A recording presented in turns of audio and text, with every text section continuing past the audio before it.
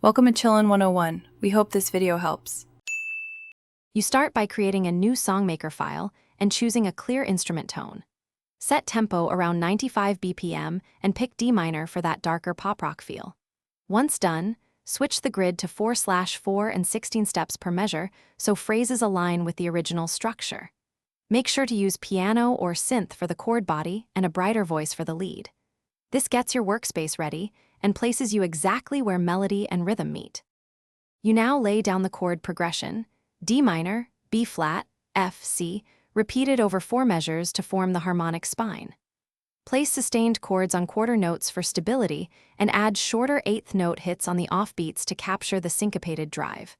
Once chords are set, drop in a simple bass line emphasizing beat 1 and the offbeat to lock groove and harmonic motion. Make sure to mute or thin the chord timbre when the lead enters. You finish by crafting the vocal-like lead using short, punchy notes that mirror the main hook. Prioritize timing and a couple of octave jumps to match that anthem energy. Once the melody is in, tweak velocities so peaks feel strong and tails stay softer. This creates dynamic contrast. Finally, balance volume between lead, chords, and bass, and add subtle percussive fills. If something sounds off, mute layers one at a time, or reset the tempo briefly to identify timing problems quickly. Thanks for watching. Consider subscribing if we helped you.